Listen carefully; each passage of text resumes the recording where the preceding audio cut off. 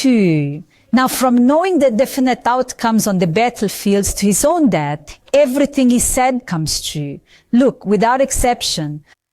Atatürk has an incredible claim, but the books. He says, Mustafa Kemal Atatürk, I am reading from the book, so I am reading the sentence I noted. Mustafa Kemal Atatürk, in his military life, in wars, and during the Republic period, possessed the knowledge that comes from God. That is, the knowledge of the unseen. And he had incredible psychic abilities, says Ali Bekta. On what basis are you saying this? I mean, how did these books come about? Now we will go through what he knew one by one. But how did you reach this conclusion? Now, here's what happened. In high school, of course, more than 40 years ago, I read about an event in the National Defense book, Atatürk's meeting with American General MacArthur. He is one of the greatest American generals, in my opinion, the top general, because he was a popular figure in the Second World War. He accepted Japan's surrender. He won the Pacific War. Then during the Korean War, they called the man back. He won the mission there. He has a meeting with him, June of 1932. And there, Atatürk, he says to MacArthur, with the Treaty of Versailles, that is the 1919 Treaty of Versailles, you oppressed and humiliated the Germans too much, but they are a disciplined nation. If they get caught up in a political movement, they will rapidly arm themselves and a great war will break out. This will be even bigger than the First War and will occur between the years 40 and 45. The war will only end if America intervenes, and the biggest winner of the war will be the Bolsheviks, that is Russia. It has happened exactly as stated. And at that point, I said, He says it in 32. He says it in 32. Atatürk probably watched the Second World War documentary in the evening. That's basically it. However, there are still 8 years until the war, friends. There are 8 more years as it is. And now there's a topic that is being overlooked. The First World War, empires and so on. My brother, the First World War is not like that. Between 17 and 20 million people died in the First World War. In the history of humanity up to that point, meaning when it ended in 1918, there had not been wars where so many millions of people died. In 4 years, there has never been such a war. You see, 100,000, 200,000, maybe 1 million people died and so on. Even the Mongol invasion, Genghis Khan killed 40 million people.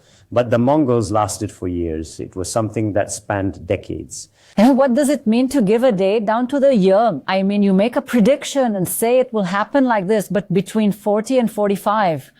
It gives this plus until that period. There will be a much bigger war in the future. Europe will collapse. There will be a world war. America will join in the Far East and so on. You can't explain it to people. And when you do, MacArthur doesn't believe it. MacArthur left. He says, what if what they say comes true? He says, if the great commander doesn't emerge. He goes on as if saying like a madman. Now they denied this. However, Life magazine in the 1950s, I think 53, Life magazine wrote about this. This meeting, the details of this meeting, all of it came out. But what is it? On the 1st of September 1939, as known in history, Germany attacked Poland. France and England entered, saying they would protect. They had to declare war. But they watch it in documentaries. You can see it. The British Prime Minister of the time, Chamberlain, meets with Hitler. He says, we made a peace agreement. He says, there will be no war. But shortly after, the man attacks Poland and starts the war. Chamberlain even has footage of it. He shows it to the journalists and the crowd as he gets off the plane with an agreement, saying he made a deal with Hitler or something.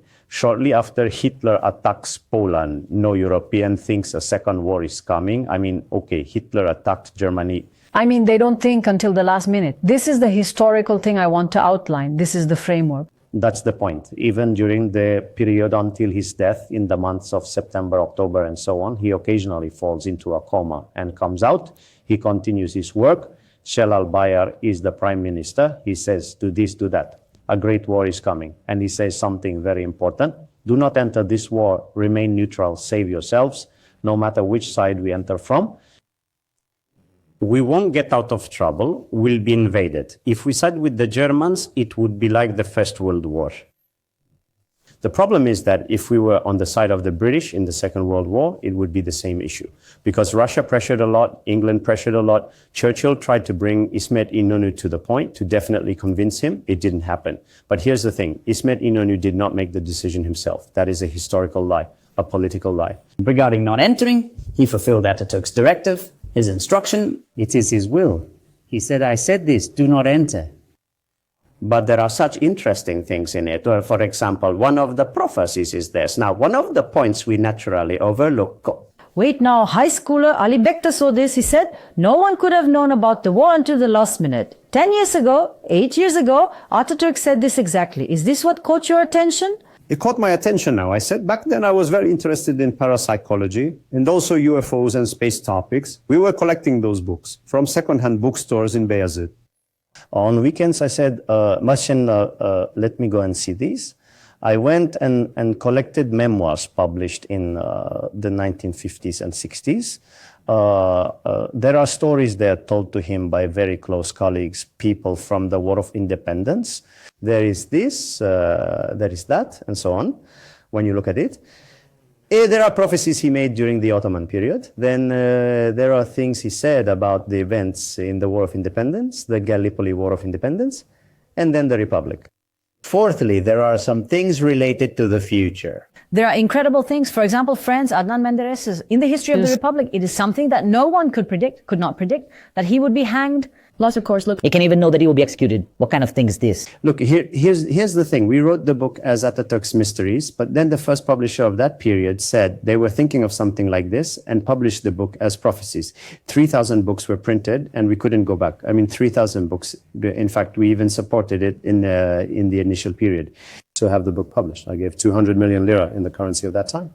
In December of 98, the book was published. Then they made the payment a few years later. Then, his memoirs. I think, you gathered everything he talked about, and an incredible list emerged. When you arrived there, the list grew and nearly 50 prophecies emerged. And all of these are related to the state, related to the nation, the future and history.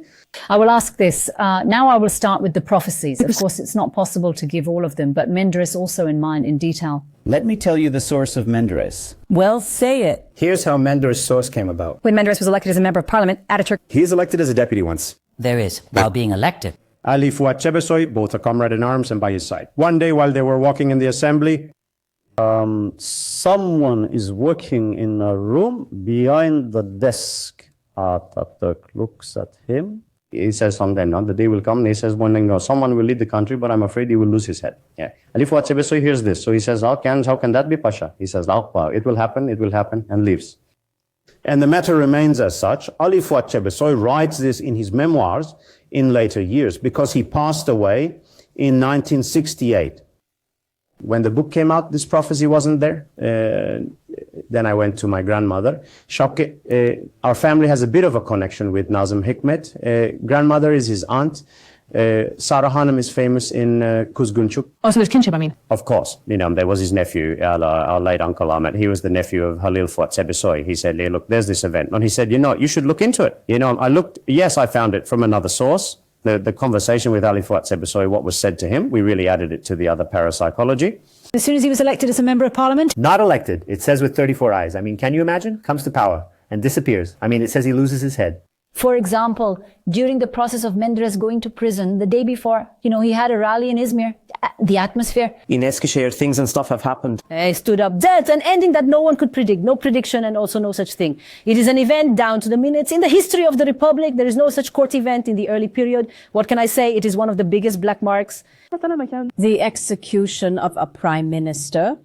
And I got it confirmed by Uncle Ahmet. What? Ali Fuat Çebesoy, his nephew. A witness to the event, even talking with Ali Fuat Çebesoy a few times a month at the Anadolu Club in Adana. He said, go ahead, take this, put it in the book. We really found it and we put it in. No, it's very spot on, but it's something far beyond being able to foresee the future. Beyond that. Now look, there's something he said about Hitler. What he said about Mussolini is beyond terrible. No one can do anything about this. You cannot explain this. I place Atatürk's military genius in a separate category there. But there are emerging decisions. For example, there are the decisions he made after a certain point in the Battle of Sakarya. I will also explain that. But here, I figured out that what is dismissed as Atatürk's foresight in these matters is actually prophecy. Because I know about this subject, parapsychology and such, we came from there. Now, so what is your opinion? Has he mentioned it somewhere? Does he see it in his dreams? No, it's concentration, or rather like this. How does it happen? He thinks, gets lost in something. Then it is called a vision. It is something that emerges in parapsychology experiments. That image comes. From that image, things that could happen can be explained from here. Do you know how he knows that? For example, there is an incident related to Celal Bayar. He is on a trip to Adana. Celal Bayar sits across from him. At one point on the train, Atatürk drifts off like this. He says to his returning friends, there's this Celal Bayar, he said. You know, he says, he will carry out a bloodless coup. Look, he says he will make a bloodless coup, he will come to power. Now, the topic of the bloodless coup is winning the 1950 elections. The Democrat Party does not expect such a thing. I mean, them winning the election and so on. Even at first, in March, there was talk of maybe reaching an agreement with CHP. But in the 1950 election, the Democrat Party sweeps everything and comes to power. A 10-year rule begins. He says that there, after Hitler came to power, he says he will become a scourge for humanity. He says people will suffer from this and that the man will start the war. And there's no face-to-face meeting, right, with Hitler, between Hitler and Atatürk? No, there are no meetings, but the envoys coming and going are meeting. He did not meet with GALACTIC, but he deliberately did not meet. He deliberately does not meet. I mean, Atatürk has no interest in him. But Hitler took and used these war tactics when attacking France. We also mentioned that, I mean, it's thing, but we say this. Then he says something even more terrifying. At one point, Mussolini established the Italian Empire and so on. At one point, he wanted Antalya from Turkey. One evening, Atatürk gathered with everyone. Where is the ambassador? The Italian ambassador. So he's in such and such hall, in the ballroom, they said. Okay, he said. They went there. He called the ambassador and said, he said, one Antalya Mussolini. Let him come and take it, he said. If he can, we are prepared. He can land wherever he wants, whenever he wants. We will give the necessary response, he says. The ambassador asks, sir, is this a declaration of war? No, he says, a declaration of war is a decision of the parliament. I told you the situation, he says, and the ambassador is left, of course. The next day, letters and such are sent to Mussolini. Atatürk at that moment gets into his car, turns and says, okay. He says, Mussolini won't be able to attack. He will give up, he says. That's the first thing. Then he goes on to say he will attack a poor country. He attacks Abyssinia. This is in documentaries, it's watched. But he says something else there. One day he says the people will hang him by his feet. He says, April 1945, Italy. So what is this? Can you say this is foresight or can you say it's prophecy? This is the connection. This is something different. And at one point when I said this is science, they say, is there such a thing? Ignorant kids come out. Will teacher, is that possible? He used to drink raku. That's a separate matter, whether he drinks or not. Here, you will be aware of the visions and power of the information given from time to time. In our lives, everyone experiences certain events. They have parapsychological dreams. He senses accidents, senses the death of his relatives. Some things happen. There is no explanation for these. The reality of the dream is in question. But aside from that, Atatürk's decisions at that point are very important. For example, in the Battle of Sakarya, 2 of my grandfathers were martyred there. At the end of the 22nd day of the Battle of Sakarya, Atatürk fell from his horse. His ribs are injured. He is resting, but in Ankara. Now İsmet İnönü sends this telegram. He says, "Oh, my Pasha, the soldiers no longer have the strength to fight. Let's save the remaining soldiers, equipment, weapons, and ammunition. I am waiting for you to give the order to retreat towards Ankara. Because he is the marshal, he will make the decision." After Atatürk reads the telegram, he gets up and goes to the assembly, explaining the situation. There is chaos in the assembly. When things get mixed up, there are discussions about whether to withdraw to Cayce or Konya. Atatürk looks. Then he thinks for a moment. He tells his aide to write. He says, the Greeks have been defeated. They will be defeated. They are about to be defeated, or they have been defeated. Even they have been defeated. The soldiers do not leave their positions. And along the front, the soldiers are waiting in Sakarya. On the morning of that night, İsmet İnönü sends a telegram 6 hours later. "My Pasha, the Greeks are retreating towards Bursa." Now, making that decision here is very important. So then the Greeks realized they couldn't go any further, couldn't cross beyond Sakarya, couldn't take Ankara. Now the target was Ankara. They planned to establish a new state between Izmir and Ankara and connect it to Greece. They realized they couldn't succeed and retreated. After that, the front line started to form. They managed this up to Afrin. It reached there. That happened there too. Atatürk's military genius emerged there. What did he do? He secretly brought the cavalry quietly at night to the end of the front line. And on August 26th, when the attack began with artillery fire from the front units, the cavalry entering from the end of the front started to hit the Greek soldiers, the Greek front from behind. And they were caught between two fires. As soon as they stayed, the road began. Until they retreated to Izmir, until the 9th of September, until they returned to Izmir, 110,000 people died in the Greek army. They had come with a large army of 200,000, which is the largest army in history. 110,000 were lost in that war alone, and then a route led to the 9th of September in Izmir. But when secretly leaving Ankara, he said, calculate, he said, in 15 days I will be in Izmir. Oh, 15 days' time. He says, no, I will be in Izmir in 15 days. And then they say, Pasha, it's 14. But they say, we must have been mistaken by a day. 1 day margin of error. And that evening, Halide Edipadova arrives, the famous corporal. She says, Commander, what will we do now? We won the victory. We drove out the enemy, but Istanbul is still occupied.